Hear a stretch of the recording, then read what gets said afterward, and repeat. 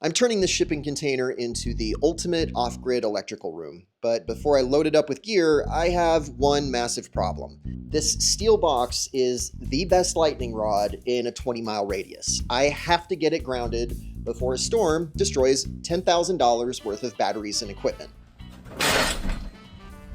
The catch? The desert dirt is so dry, it is almost impossible to ground anything. But with some clever engineering and a fellow YouTuber showing up with some heavy-duty toys, we're going to make sure this thing can take a direct strike. I'm 38 miles down a dirt road in the most isolated spot in Texas. 3 years ago, there is no way a truck could have brought this out. After a few years of the bulldozer gradually improving the roads, getting a 40-foot high cube out here was actually pretty easy. The delivery went smooth. Maybe digging the trench is going to go that smooth too? This is my current electrical room off-grid that we built out of a shipping crate.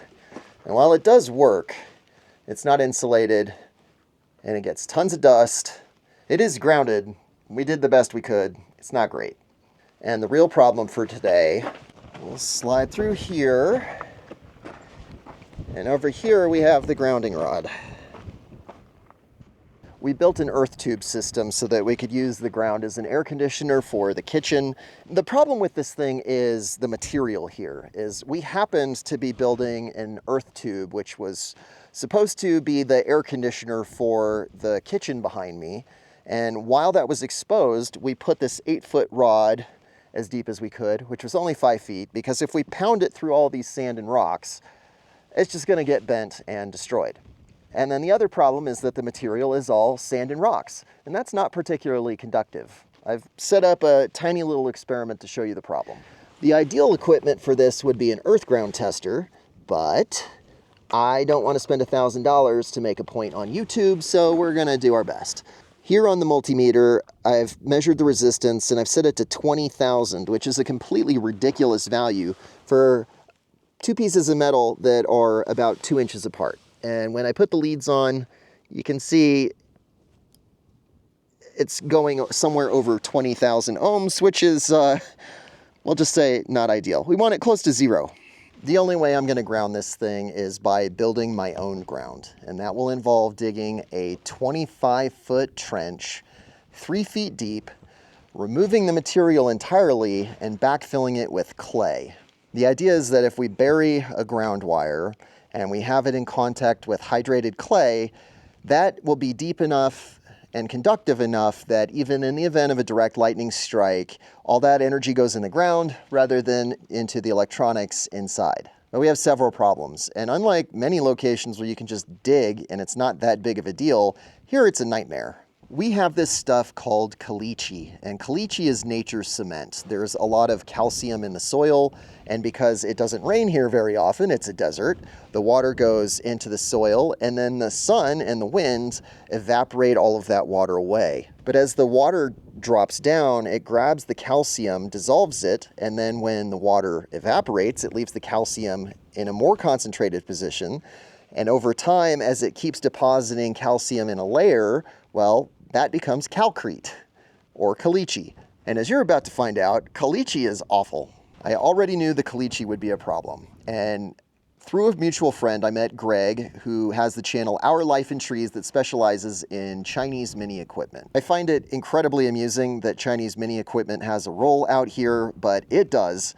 And when Greg offered to come out, the first thing I asked him to bring, along with a ride-on skid, was a concrete breaker. I've dealt with this caliche over and over again, whether it was trying to dig the cave hole or dig the HVAC system for the earth tubes. I know this stuff is brutal to get through. And I thought, a concrete breaker on a ride-on skid, it ought to just tear through this stuff. But first, Diggy Smalls is back in action. Diggy, after less than 50 total hours on the machine, blew a compression ring in the engine, which tells me the engine's really not that good. So we swapped it out for a Predator, and it's now back in action.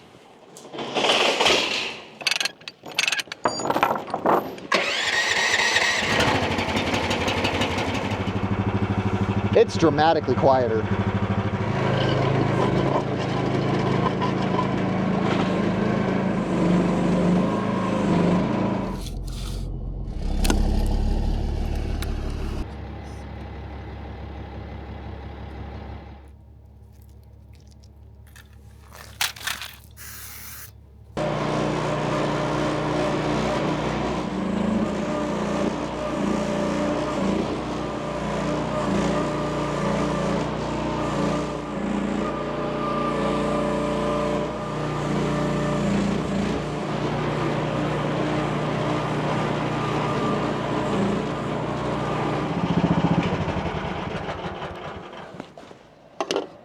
I have a friend coming who's got a piece of equipment, and it would be way smarter for me to wait. You'll soon see why. But since he's coming and we want him to have a place to stay, we moved the office trailer because the shipping container sits where it used to be.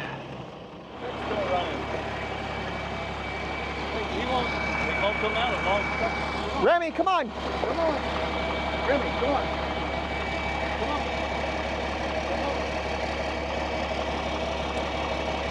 Oh, good boy.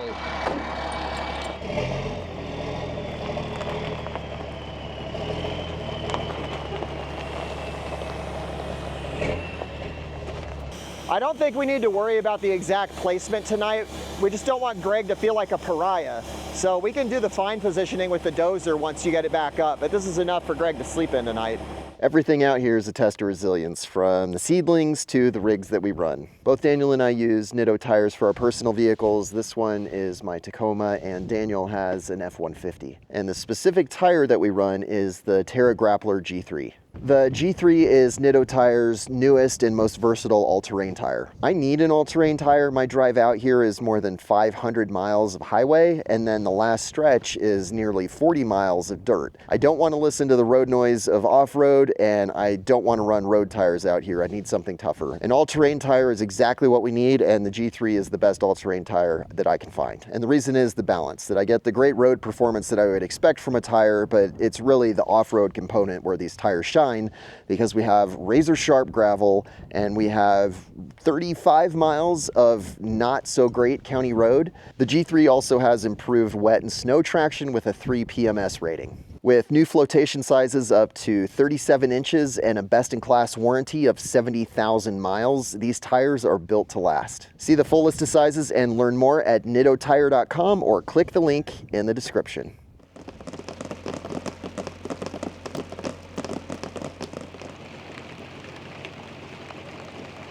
Last night, Greg from Our Life in Trees came to Dustups, and he brought a truckload, literally, full of toys. The one that I've been thinking about for a week is that concrete breaker. We had one out almost 3 years ago, and we used it on a larger skid steer to trench, and it went through this caliche like butter.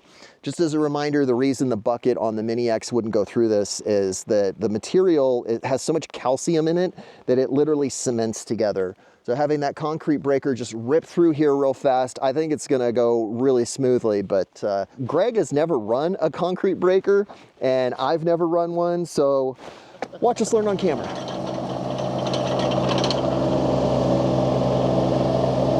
Ready for you. I can tell. Well, for duty, sir. Well, let's do it.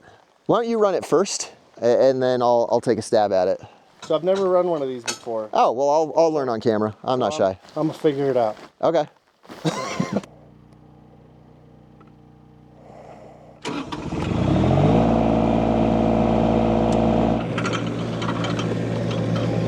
If you want to come on this side.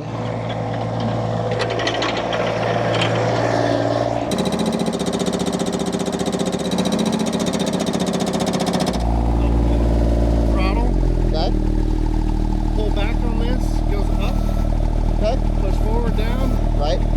Tilt is right and left. What do you mean tilt? You have to get out of the oh, okay. Yeah, gotcha. It's like a mini bucket. And then joystick is drive. Okay. Yeah, we're not worried about that yet.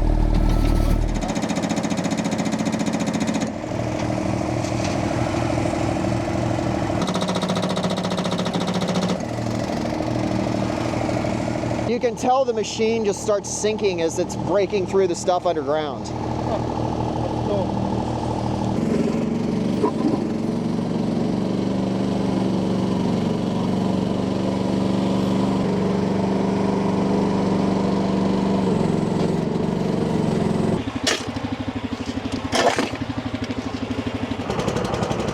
All right, it's like a dozer, it's gonna just go.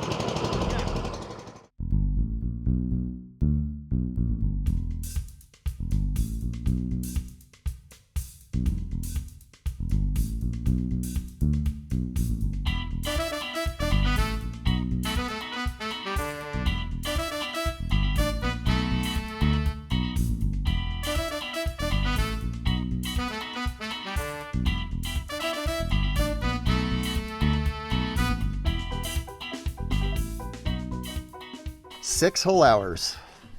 Yeah. Crazy. All right. Literally brand new. Yeah. The ideal tool for this job would have been, ideally, a track loader that weighs 10 or 12,000 pounds with a full-size concrete breaker, but that rental would probably be $1,500 for the day. So it was worth using Greg's machinery to do all that because it's 6 hours round trip to El Paso. So we probably could have gotten all that done at roughly the same time.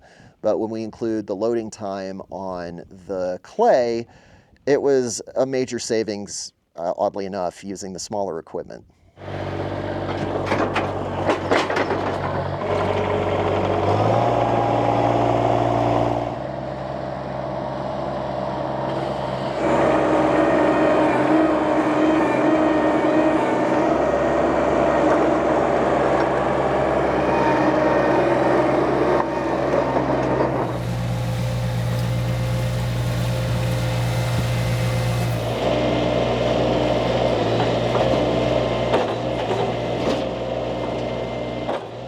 That's the first time I've ever used one of those minis, but I've used skid steers for years. There's a lot of similarities. There's a little getting used to with that just because of the controls and you standing. It's vastly different, but the concept is still the same. Something like that is actually really useful. I can see the niche. I mean, it's not even really a niche market. Like, it's just handy. It's genuinely handy. It takes a little getting used to. But I mean, that's the first time I've ever used one of those. But I like it. Yeah. I'll take 2. Daniel and I ran down to the water well just to fill up while we're here, and we got all the equipment. Why not? When we came back, Greg was having trouble with the speed bumps that he accidentally built. It's the same problem I had my first hour on the bulldozer trying to smooth this road. I made it 10 times worse, and the reason is the material. It's really interesting talking to a guy that specializes in mini equipment coming on material like this and struggling.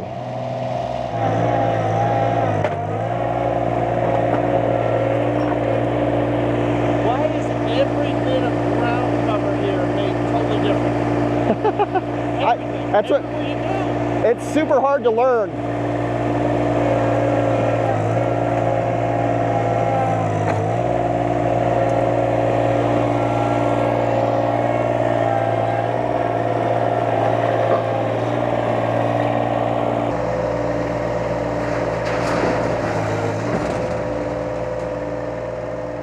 I unfortunately have to shoot these videos on a delay, but as I go, I want to show everybody updates and progress, and more importantly, my community is full of very intelligent experts across many domains. So when I have questions, I go into Team Dustups and I ask the community for help. The community is an amazing resource, not just for the desert forest part of this project, but the off-grid living experience. There are people in there that really know what they're doing, and they're an enormous help to me. If you want to join the discussion, it's a Facebook-like experience, but without all of the political drama or your crazy uncle. It's just a bunch of passionate folks that love this desert forest project and want to be more involved. Go check out teamdustups.com. It's free to register. I make it a point to answer every comment and every post in Team Dustups. So if you want to get my attention, that's the place. We're recentering the weight. All right, you're starting to lose just a slight amount. Keep going. That's good. Go ahead and put it down. Wow, that's heavy. The floor was bending. I didn't realize how heavy that clay was. Yeah. Oh no, that's still. Now I'm looking at the trench now and I'm wondering, do we have enough material? I mean, I know it heavily compacted from the drive, but it looks like a lot less. As long as there's clay in the bottom and it's got some soil contact, we can fix that over time. At least it does get us to MVP, where we can still expect it to work. Yeah. The string of wire is going to be laid flat. Right. There we go.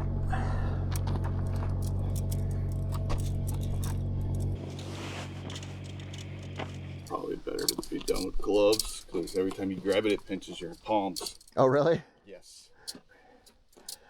Then ask me how I know kind of thing. Yeah. This is a what we're doing channel, not a How to do it channel. how to do it channel.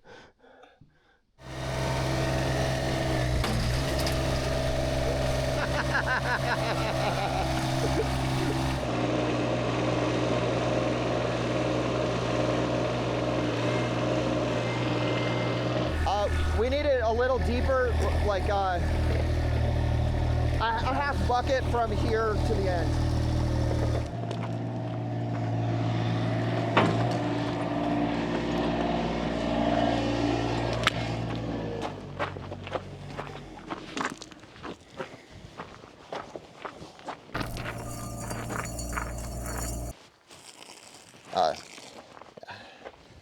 Let me get the shower.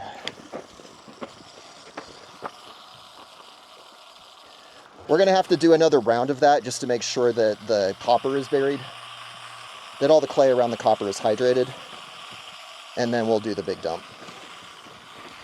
Go ahead and drop it. Well, I dropped it, although I still got to get in the middle.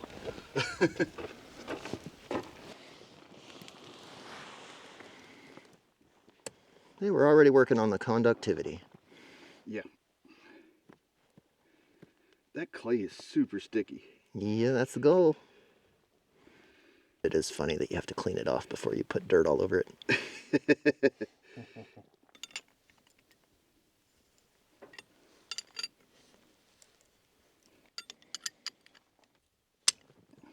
think that might be tight That's enough. a good sign. Let me get the conduit.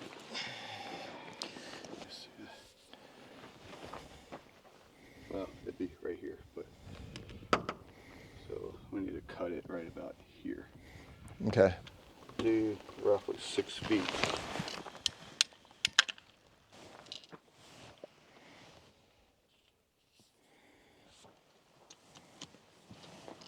So when Greg comes back, let's just do a big dump, like one full bucket right there. Right there, and then we can do the rest how we had originally planned. I like it. All right, so what we're gonna have you do is just get a big full bucket and put it right on the line here. Yeah, just dump it right. One big bucket.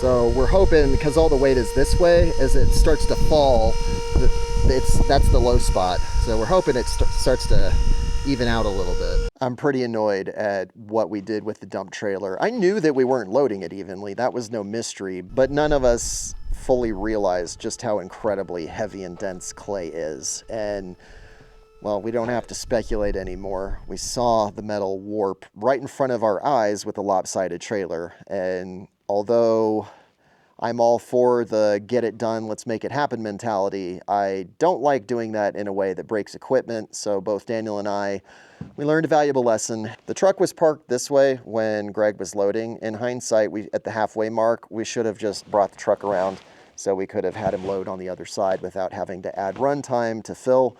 But that's a lesson that we learned, and that's fine as long as we don't have to learn it twice. Oh, that's nice and level. It's funny as it looks like a lot more now. That's exactly what I was getting ready to say. I'm like, it's a foot thick throughout the whole bed of the trailer. Yeah. At least. Yeah. Yeah, close enough. Yeah, it's a 16-foot trailer, so we've got about 16 cubic feet. It's funny how it's all level now, considering the pile was over there. Uh-huh.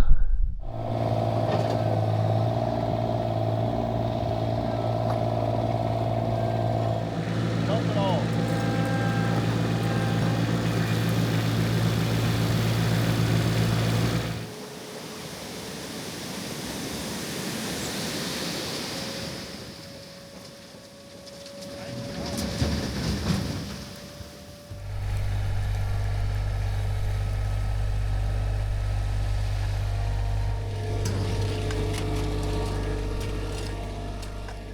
Now for the big test, we need to actually test the ground. So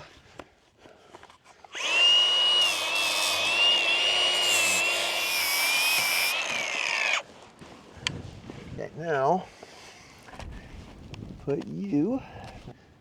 That's really not great. 24 ohms is pretty high. I mean, at least we have a ground, but we gotta really hydrate the trench if we're gonna get this working. When I touch the probes on the 200 ohms setting, comma, it reads 0.3.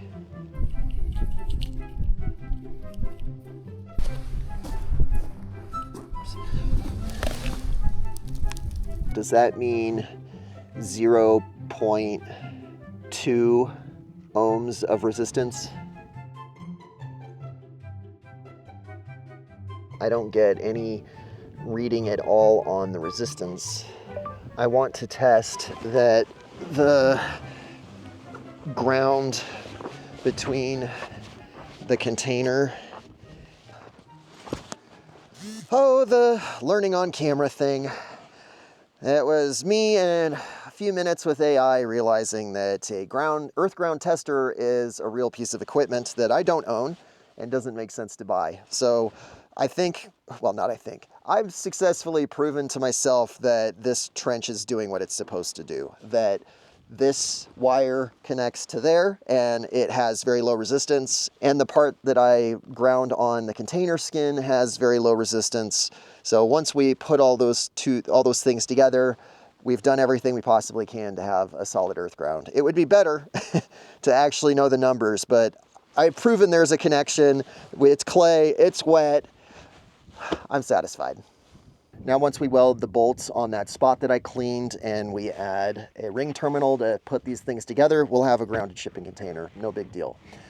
I want to prep you for the next phase because I already know people are going to have objections. This thing's going to get so roasting hot in the sun. How are you going to deal with it? And the answer is radiative cooling paint. We already have experience with this material. The sun is literally my air conditioner. Check out this episode and why this is such an amazing fit for steel in the blazing desert sun.